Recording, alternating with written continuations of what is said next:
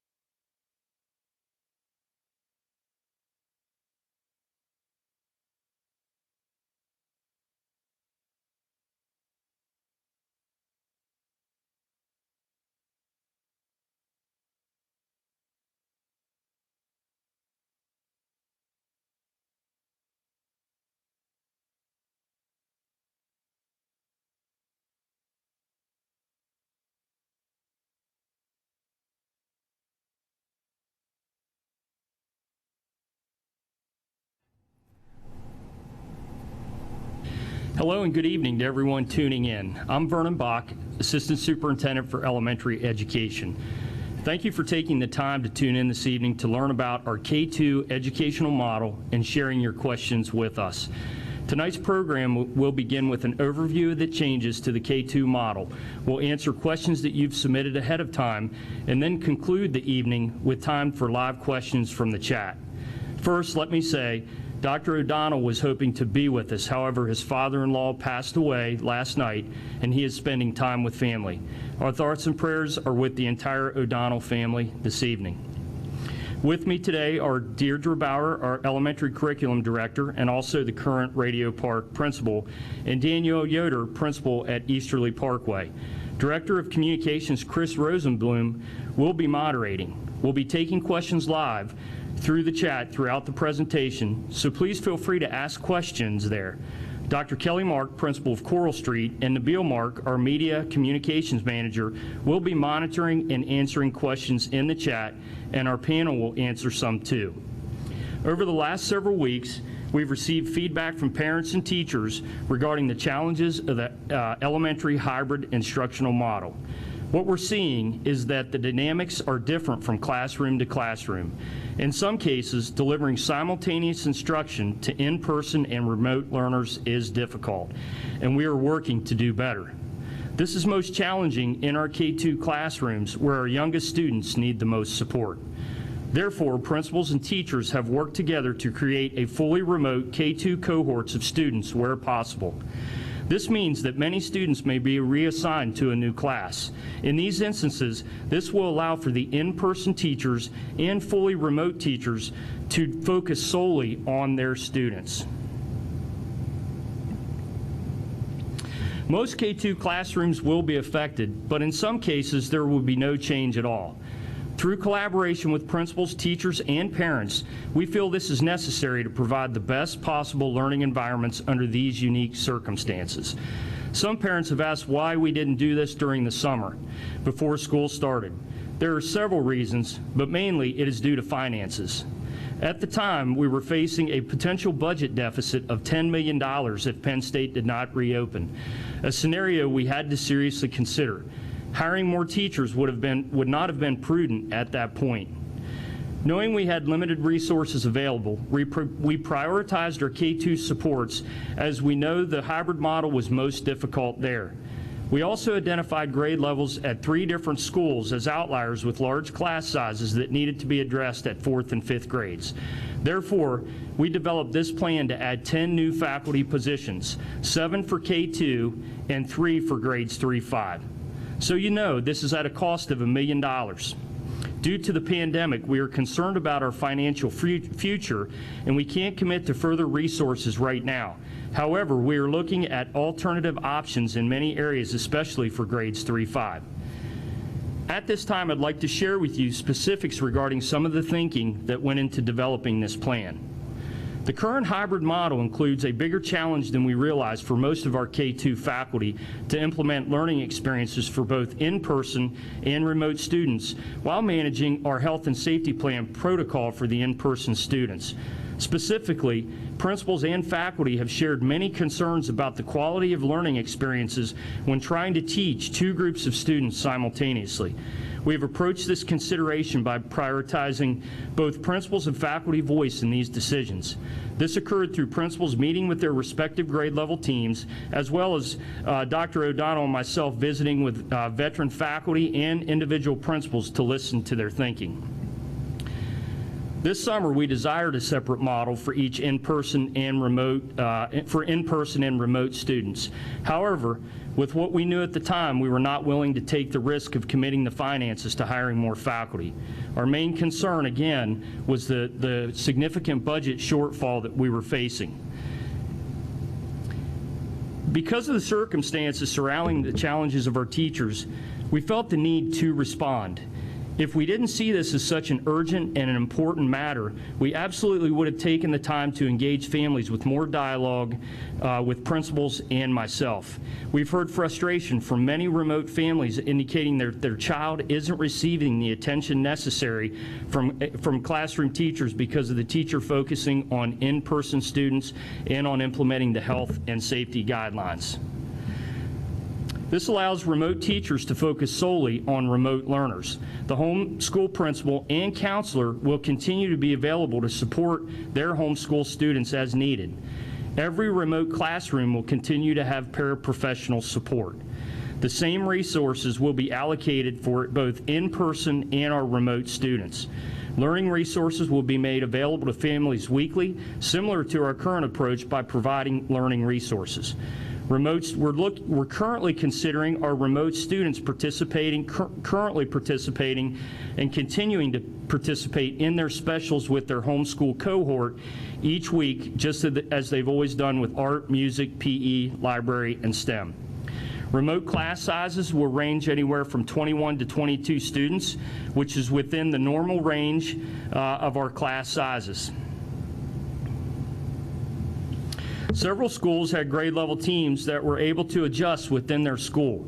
This was due to low enough class sizes. For instance, at Easterly Parkway, Grays Woods, Park Forest, and Radio Park at first grades, they were able to restructure within their grade level. Students will continue to participate in their specials, as I said before, with their homeschool classes. The homeschool counselor, again, will continue to participate with students and work with students from their home schools, and will still provide their emotional counseling lessons with their homeschool students. Remote classrooms would likely be staffed with veteran teachers who are already working in SCASD. Remote students would be accountable to their homeschool principal. The goal when building remote classrooms was to keep homeroom cohorts together while combining with cohorts from other schools. Remote teachers would be assigned to Radio Park and Coral Street as their home base, as we have space at these schools to accommodate our new hires. And as I said before, resources would be available for pickup on a weekly basis from these schools.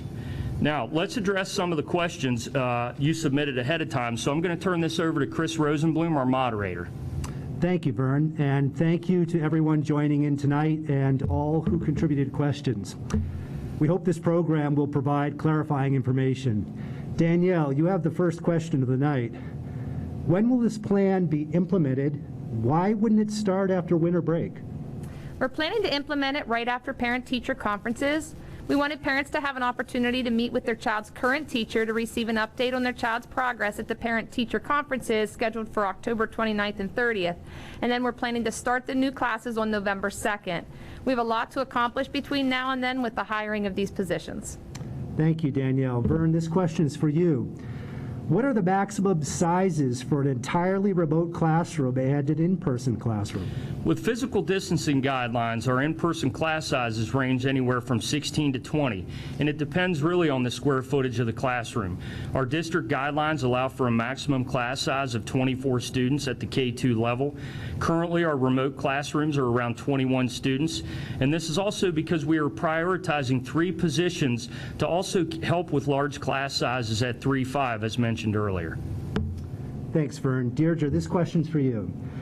Will teachers for remote classrooms be required to show any competency or experience with online learning? How will they be evaluated? So, Chris, we are currently in the process of interviewing teachers for positions. Who could be one of our new remote teachers or could be a current teacher. Many of the candidates have had online learning teaching experiences through this situation. The ones we've interviewed have had this experience from other school districts. We are planning professional learning that includes technology, curriculum, and instructional strategies for our new hires on October 29th and 30th, so they are ready to start. And we will evaluate teachers as we are evaluating all of our current teachers as principals are visiting classrooms, whether they are remote or in person. Thank you, Deirdre. Vern, back to you.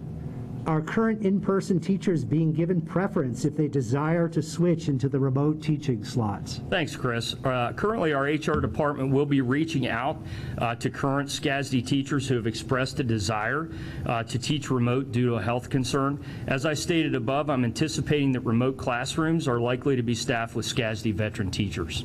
Thank you, Vern. Deirdre, back to you. How would the district address the relative lack of interaction with teachers by remote students compared to in-person students? Well, since remote classrooms will have a dedicated teacher, remote learners will be the sole focus of that teacher, and that teachers are currently teaching solely remotely have talked about how they are much better able to connect with their students and their families when they are teaching from a single environment. Thank you, Deirdre. Danielle, this question's for you. This person would like to know about our plan for working with parents and students with 504 or IEP learning plans. We won't be making any changes there. By law, we're required to conduct an annual IEP and 504 meetings that include district personnel, as well as regular updates on progress towards their goals within the IEP. Thank you, Danielle. Vern, this person would like to know, will all remote classes be assigned a paraprofessional? Thank you, Chris. Paraprofessional support will be assigned to each remote classroom and will be shared with in-person classes. For example, a school may have 3 in-person classes and 1 remote.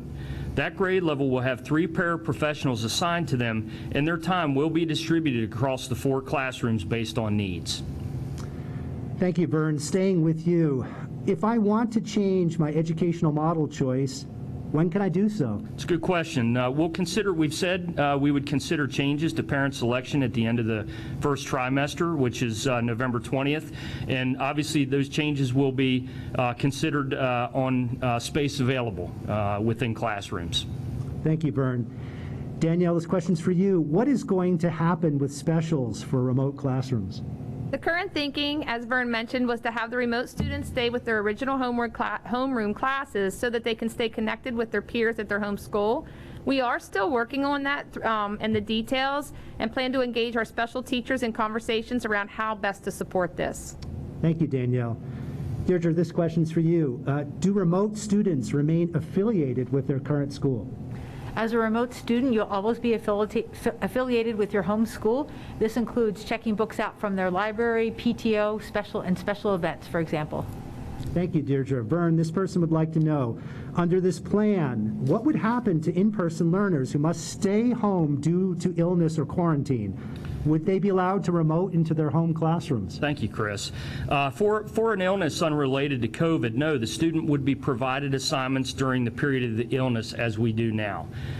For students who are quarantining, depending on the circumstances, the student will be provided an opportunity to either remote into the classroom or be provided asynchronous learning activities each day, with the teachers checking in each day with the student. Teachers will be working with families on a case-by-case basis as these situations arise. And keep in mind, our whole reason for making this educational model change is not to have teachers doing synchronous remote instruction. Thank you, Vern. Staying with you, is the school district considering using the remote classes as the classrooms for in-person learners who exhibit COVID-19 symptoms? No, we want our in-school students to remain with their home teachers. Okay, and staying with you, Vern, you have the trio here. How will the substitute teacher system work for remote classrooms? Remote teachers will provide lesson plans for a sub, which is the same procedure that we currently have for in-person teaching absences. Our substitute teachers have experienced initial training with our technology tools, and we will be offering additional training to support our guest teachers. Thank you, Vern. Deirdre, this question's for you. If I am part of a district-wide remote classroom, how will materials pickup be implemented? So district-wide remote teachers will be assigned to Radio Park or Coral Street because we have the classroom space available.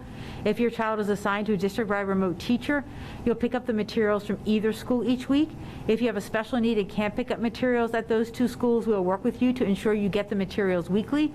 To be clear, this only applies to the district-wide remote classrooms, and all other remote students will still pick up at their home school. So we want to be clear that we'll be flexible and we'll work with families to make that happen. Thank you, Deirdre. Danielle, this question's for you. What is a typical day in remote learning?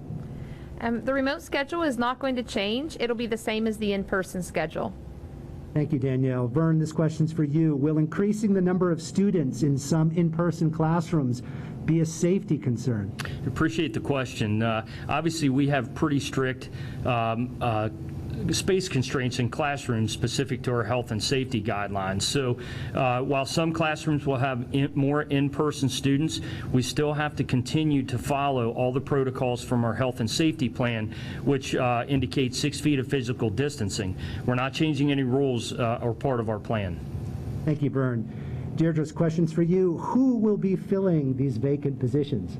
So it could be current teachers who are already working in our school district, or it could be a newly hired teacher. An in-school teacher may take district remote class, which would then create a transition for an in-person teacher class.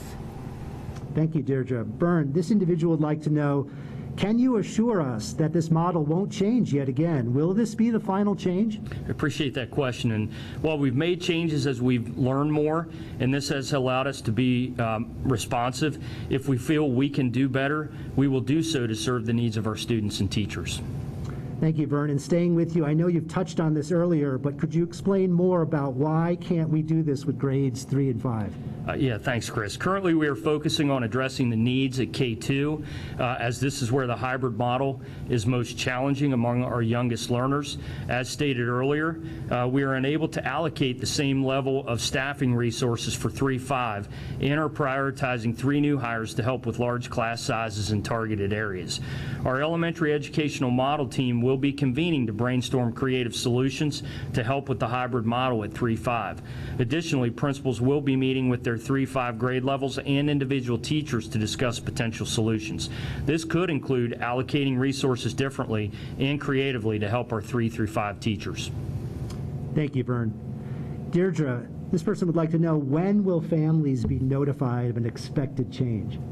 So as we said before, we've begun interviewing to fill these positions, and as soon as we are ready to make the class assignments, we'll notify families. And given our target date in a couple of weeks to start this, we hope to be making these changes known very soon. Thank you, Deirdre. Staying with you, this question's about student teachers. The person writes, the student teacher in our classroom has been a real asset and made connections with our child. Will some of the student teachers who are already required to teach remotely transition with our children as well? So at this time, we are not changing student teacher assignments, as student teachers are assigned to teachers and not classrooms. Thank you, Deirdre. Vern, this question is for you. Why are we considering more upheaval for the students by changing teachers and classes? Yeah, and I really appreciate that question, and that was a serious consideration as we were looking at the K-2 model. We recognize that it's a change. However, we do believe that this will have a positive long-term impact on the learning of both in-person and remote learners. Last year, for example, we added a kindergarten class at Radio Park in November to address large class sizes. Again, this was because we believed it was best for the students. Thank you, Vern. Deirdre, will fully remote kids see a reduction in screen time with a remote dedicated teacher? So Chris, students will participate in a similar schedule that they are currently following that aligns with the in-person students, and will therefore include online experiences so students can connect to their teacher and their classmates. There may be some additional off-screen independent activities, but given that we are focused on our youngest learners, they are the least independent and need more directed adult guidance, which is why we are designating district remote teachers for these students. Thank you, Deirdre. Vern, back to you. What health, educational metrics, and psychological needs assessments were used in determining a cutoff point of second grade? Yeah, when making the decision, it really came down to the child's level of independence and a consideration for that. And we know at our primary grades, students require much more attention from the teacher. Therefore, we determined that K-2 classrooms would be our focus. Thank you, Vern. Deirdre, this person would like to know, what is the timeline for hiring, training, and positioning the new teachers? I know you've touched on this, but can you elaborate on that? So we are in the process of interviewing and hiring right now. We have training scheduled for October 29th and 30th, and we'll work through our Human Resources office as we potentially assign current in-person teachers to district remote classes, as well as our newly hired teachers that may be assigned to in-person or district remote classes. Thank you, Deirdre. Danielle, this question's for you. How are the teachers being involved in this decision? I mean, it's important to know this was in direct response to what we were hearing from teachers and from principals. Teachers have been involved in shaping the educational model change. We wouldn't have gotten to this point without their input and thinking. Thank you, Danielle. And Deirdre, this question's for you. The person writes, I heard that my in-school kid could get a new teacher, but I hope that doesn't mean he also gets new classmates or gets transferred to a new room. Can you provide some clarification on that? Sure. It is possible that in-person students may be assigned a new teacher, but they will continue to be in class with their current students. Thank you, Deirdre. At this point, we've reached the end of our submitted questions. Now we are going to take questions that you have submitted throughout the presentation through the chat.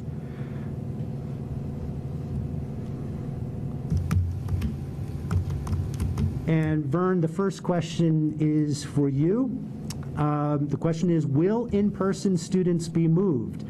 If so, would a student be put into a new room with new kids? In some instances, classrooms have already shifted, where I mentioned those first grade classrooms where classrooms could shift and do so internally. So some students have moved to new classrooms, and that is a possibility, as we mentioned before. Obviously, with the remote students, we would be where students have to be assigned to a district-wide remote teacher. They would then be assigned with other students, other homeroom cohorts from other schools.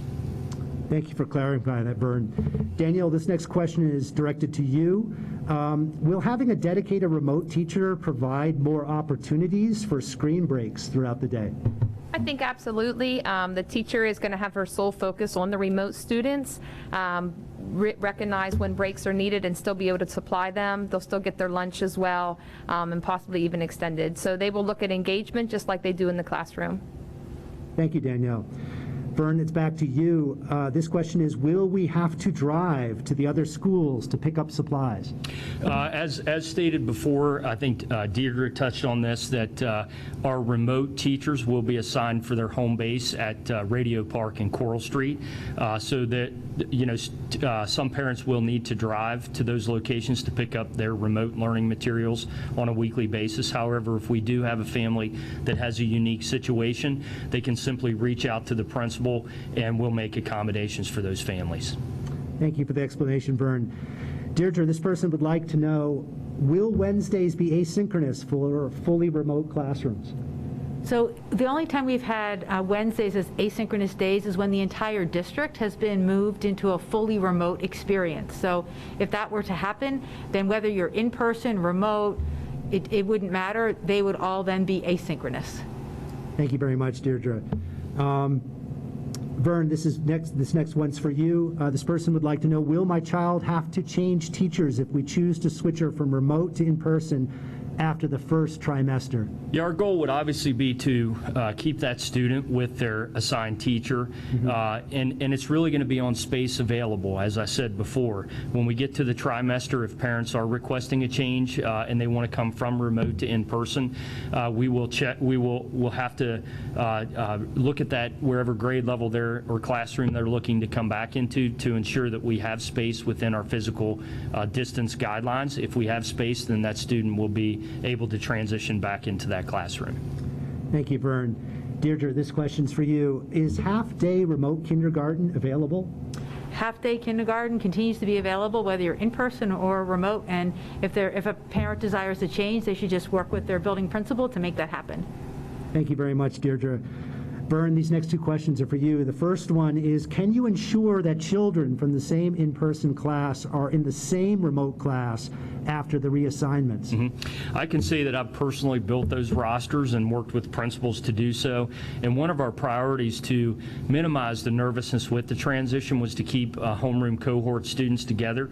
In some cases, we were able to keep the whole school at first grade who were requesting remote to a remote teacher. Not in every case we were able to do that, but when we weren't able to have the whole school move together at that grade level, then we made sure to keep the homeroom cohorts together so that they were familiar with students. And so we felt that that was very important when making the transition.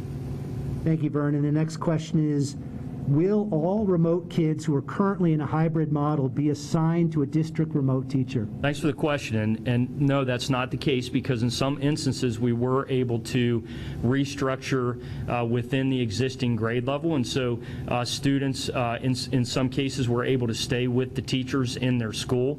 Where we weren't able to restructure at that grade level, which is mostly the case because there were only four first grades at 4 schools that were able to do that, students will be assigned a remote teacher district-wide. Thank you, Vern.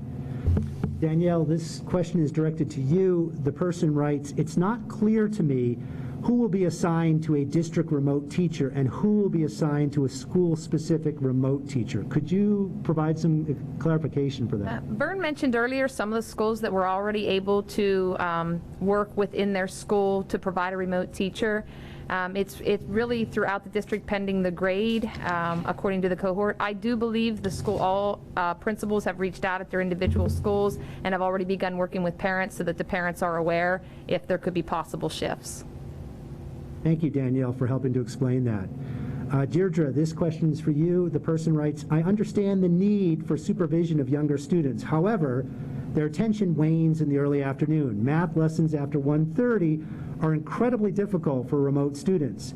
Could the academics be shifted to morning to allow more freedom in the afternoon?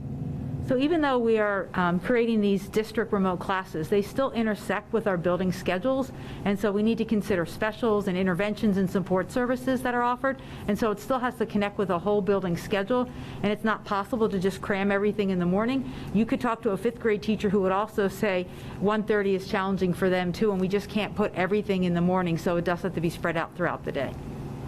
Thank you, Deirdre, for helping explain that. Vern, this question's for you. Has any consideration been given to looking at specials and whether they make sense in remote learning environments? Sure. We've had a lot of conversation around that. We want to ensure that our students who are in remote learning have the same opportunities and experiences that we provide our in-person learning. So we've built a schedule and have kept our schedule such, even when going fully remote, that we're offering specials to students, and we want to continue to do so. I would say if somebody has a concern about that, please reach out to their building principal and express their concern around specials in remote if there is a concern about that. Thank you, Vern. Danielle, this question's for you. This person writes, will remote children who are transitioning away from their current teacher have some type of opportunity to say goodbye to their teacher and or para? My daughter loves her teacher. Absolutely. The teachers are working closely with the students and with the parents, reaching out, and I'm sure prior to the November 2nd, if that's when our first day is, the teachers will work to make sure that there is a close. Thank you, Danielle. Vern, this question is for you. What is the criteria for an in-person teacher to be considered for a remote assignment? Sure. As I stated earlier, our HR department will be reaching out. At the beginning of the year, or before the start of the year, we did send a survey out to teachers indicating, so that teachers could indicate a desire to teach remotely, and if they had a something that we should consider health-wise in placing them in a remote classroom. So our HR department will be working through those survey results and identifying those needs based on those health needs, and looking to assign people in those positions who have a need. If when we reach out we don't have folks who want to make that move, then we would look at who have a health need. Then we would look at folks who are requesting the change outside of that. So, thank you, Vern. This next question concerns technology support. The person would like to know, can you provide more detail about hardware, software, IT support for remote classes? I looked back at the back of our room because our IT director's at the back of our room. I am not, I'll say up front, I'm not the IT director for the district, but I am very confident that the resources that we have in place, all of our software applications that students currently have in person, they'll have access to remotely. Most of those tools are all web-based, so students will have full access to that. Students will be Zooming in or Google Meeting into their classrooms as they currently are. And our teachers, our buildings will be open for teachers to use their classroom spaces who are remote teachers. What we found when we were fully remote, a lot of our teachers were coming into the building to use all of the IT tools and resources that they had at their fingertips, as well as all their curricular resources and materials within the classroom. So all of those supports will still be in place. Obviously, if a family has an issue with technology, our tech support line will be open during the day, and they can certainly call into tech support to seek support from our trained IT folks. So that they have specific questions. Specific questions, sure. Vern, if you don't mind another one. This person writes, the model remains very unclear. Are all students K-2 now being assigned to a district-wide remote teacher? Does that mean they'll be in class with remote kids from other schools? Could you offer any? Yeah, I appreciate the question. And to add some clarity, as I stated before, not all students will be assigned to a district-wide remote teacher. We have some grade levels, and 4 first grade levels in particular, that we're able to restructure within the existing staffing and the number of students they had at their school. Outside of that, where we weren't able to restructure within the current staffing at that school and the number of students who are remote will be assigned a district-wide remote teacher. I hope that adds some clarity to that. Thank you, Vern. Deirdre, this person would like to know, why would remote classes need to be asynchronous? So again, this only pertains to if we go to full district remote K-12. Our educational model teams this summer work to provide time for teachers to collaborate and to gain additional professional development to deliver these experiences to our students, and so then Wednesdays were designated for times to do that. It allows time on those Wednesdays for the remote teachers to collaborate and work with the in-person teachers so that we can together move our curriculum forward. Thank you very much, Deirdre. Vern, this question's for you. This person writes, you mentioned that grade levels that are regrouping to 3 in-person classes with 1 remote class will share 3 paras amongst them. How will the 4th para be assigned? Sure. Or reassigned, I should say, and how is that determined? It's a good question. Just to add a little clarity to that, in essence, we will have 4 classrooms sharing 3 paras. And so that the principal will work very closely with that grade level and look at the needs within that grade level to determine how those 3 paras will be shared across those 4 classrooms. Thanks, Vern. And staying with you, the question is, are certain schools more likely to get in-person kids shuffled around compared to others? No, as I said before, aside from those 4 grade levels that we're able to reach, those 4 first grade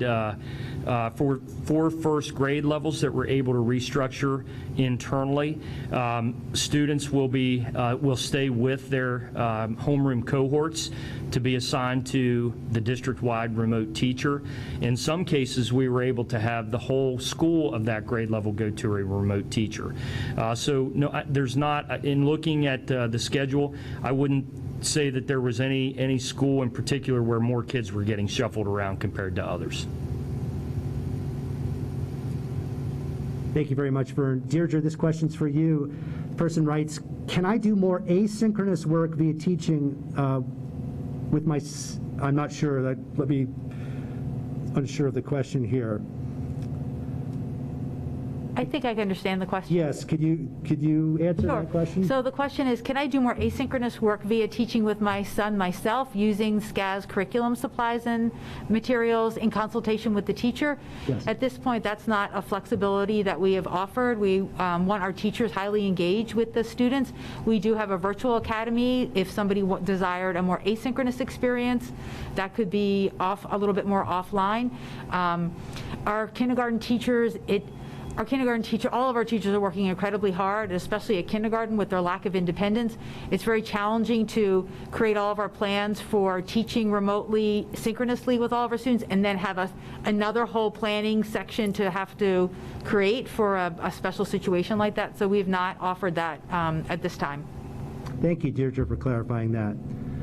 Vern, this question's for you. If you have the rosters made, why can't you share them? Please clarify if these are made. Actually, the rosters, the rough, and again, I'm still working closely with principals. I just shared a draft for them to look at today and respond to. As soon as we have those settled and they're set in stone, we'll be happy to share those out with families.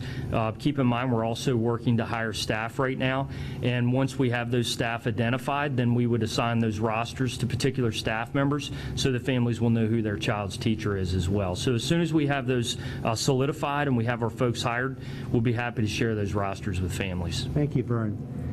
Danielle, this listener would like to understand the difference between synchronous and asynchronous when we're using them in these answers. Could you help this person? Sure. So synchronous is happening at the same time. The teacher is live and they are working right with them at the same time. Asynchronous learning experiences can be done at a different time by watching a recording. It's not necessarily live. So it's different, possibly hours during the day, or it's just not a live teacher that is working with them remotely or in person. Thank you very much, Danielle. Deirdre, this person asks, how do you change to half-day kindergarten? How does a parent do that? So you should just contact your building principal to make that change.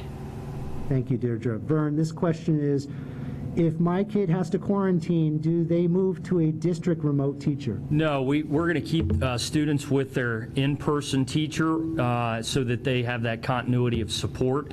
The in-person teacher will have the relationship with that student, will know where that student is academically, and will know how to best support the student. If we move the student over to a remote teacher for that period of time, that teacher will be unfamiliar with the student and will not be as equipped, just because they don't know the student well, to support the student as if they stayed with their in-person teacher. Thank you for that, Vern. And staying with you, will all elementary schools be experiencing these changes? Will any stay the same? Sure. As I'm going to pull up just a quick note here and share this with families. As I said before, all students are experiencing change except 4 grade levels at K-2. Grays Woods at first grade is able to restructure internally, and PFE was able to restructure internally. Radio Park at first grade was able to restructure internally, and Easterly Parkway at first grade was able to do so. Those teachers, except for Easterly Parkway, will be receiving additional remote students into those classrooms. So in essence, I'll use Grays Woods as an example. They have 3 first grade teachers. Because of the number of in-person and remote students, the two teachers are taking in-person students. 1 teacher is taking remote students. That remote teacher will also be assigned some students who are from other schools, other homerooms across the district. So every K-2 is experiencing changes except those 4 grade levels that I mentioned. They're experiencing change, but they're not experiencing the same change where students are going off to remote teachers. Thanks for explaining that, Vern. Deirdre, this person would like to know, if a school is not offering a fully remote kindergarten class, can a family choose to join another all-remote kindergarten classroom? I think we'd have to look at the numbers. As Vern said, we've been have a spreadsheet looking at how we're assigning the numbers to each of the schools, and we have to be very careful that we're balancing that. So at this point, I think we'd maybe consider that, like with our optional assignment process, based on space. Thank you very much, Deirdre. Vern, this individual would like to know why were parents not included in this conversation until after the decision was finalized and after hiring had already started? Sure. I really appreciate that that concern that was shared. And I would say we really value parent input in our district. With this particular situation and what we were hearing from our teachers, what we were doing at K-2 was not sustainable. We were hearing from our teachers that it was incredibly challenging and trying to teach to 2 different groups of students. I've heard from many teachers, as well as my principals have, that trying to teach to those 2 groups, they felt like students weren't getting the best educational experiences. And also, it was, just to be open with our families, it was crushing our teachers. This was not sustainable. And so we felt like we had to respond, and we had to respond now. Thank you, Vern. Deirdre, this person was expressed, please clarify the number of training days given to newly hired teachers for remote classrooms. So right now we have designated the 2 conference days, October 29th and 30th, for training on technology, instructional resources, and curriculum. Thank you, Deirdre. Vern, this individual writes, I see no issues in my child's kindergarten and 2nd grade class, and asks, is this really a district-wide problem? I appreciate that question, and I've had several parents mention that to me. I think that shows the level of professionalism and dedication of our teachers across the district. Our teachers are working tirelessly to pull off a high-quality experience. They feel like it's not the highest of quality they could pull off if they were, or the kids could experience if they were teaching to in-person students or remote students separately, and we've heard overwhelmingly that it's not sustainable by our teachers. They're getting crushed right now. Thank you, Vern. And this person writes about having 20 students via Google Meet is not going to help remote students. And this person asks, do you really think this will work?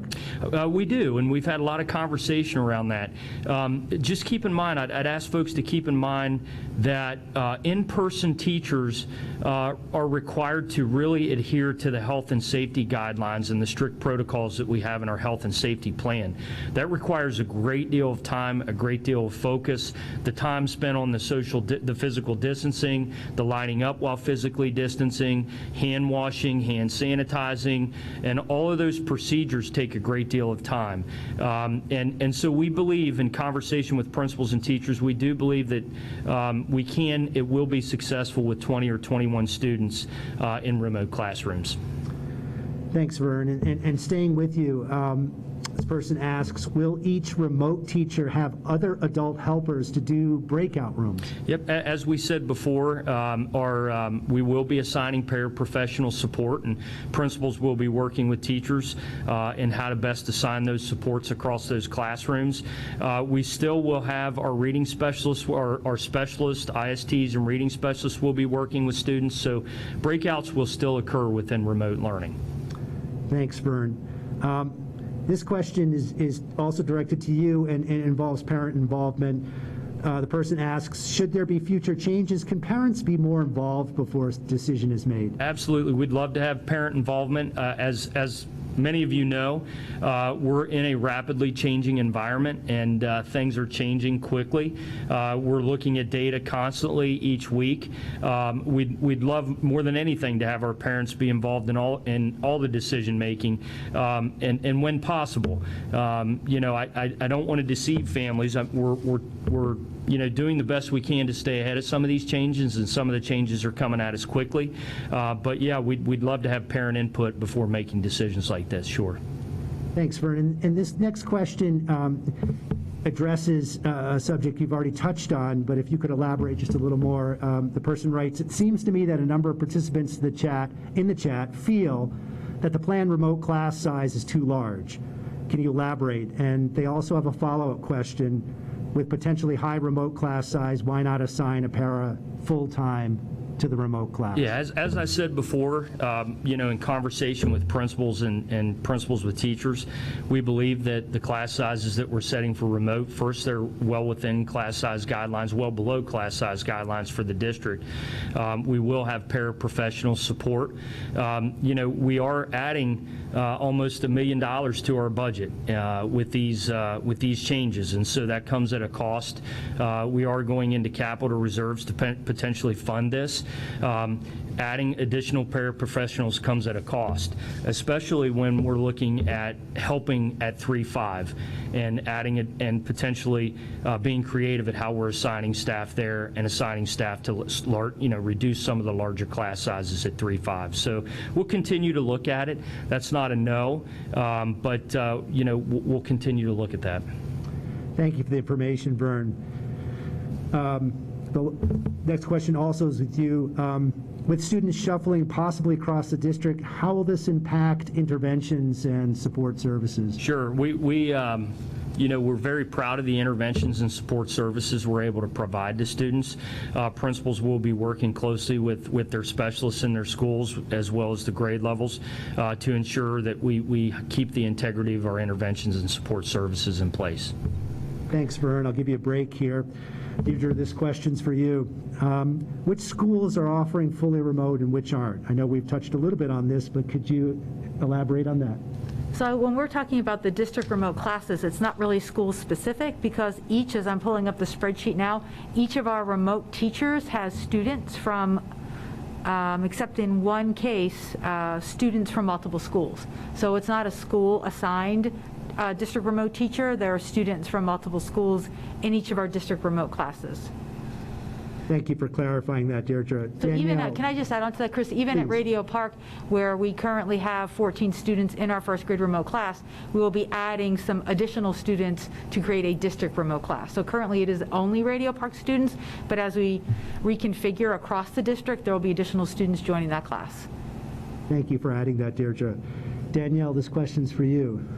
The person writes, to be clear, potentially fully remote students can be a group of students from different elementary schools assigned a district teacher, but each student will be assigned special teachers from their original elementary school. So I think the person would like to know, will each student be assigned specials teachers from their original schools?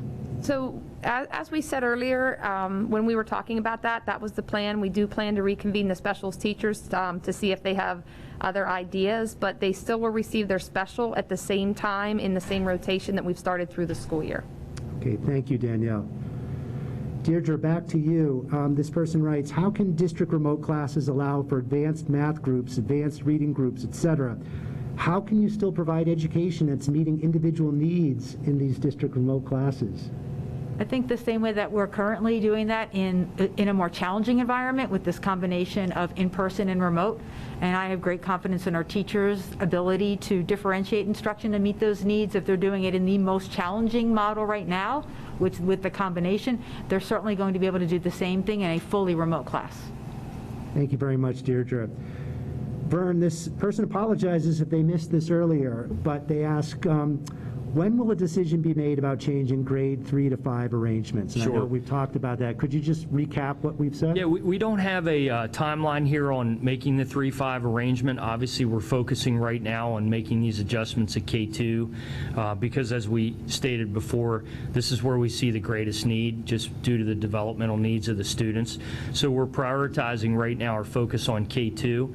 Once we get through that, then we'll begin to have conversations with 3-5, and some of those conversations are already occurring at schools, but we'll more formally have conversation around that once we solidify this and move forward with a direction here. So, thank you very much, Vern. I think we have arrived at the end of the submitted questions, and I want to thank everyone for watching tonight and thank the panelists. Thank you, panelists, and the team that put this event together for our community.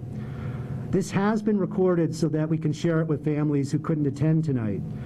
Please know, even though we are in a pandemic and things are sometimes tough, we are committed to doing everything we can to support our students and teachers. Lastly, we are grateful to have such dedicated teachers in a community that is engaged and cares so much about their children's education. Thank you very much for your commitment. Have a good evening.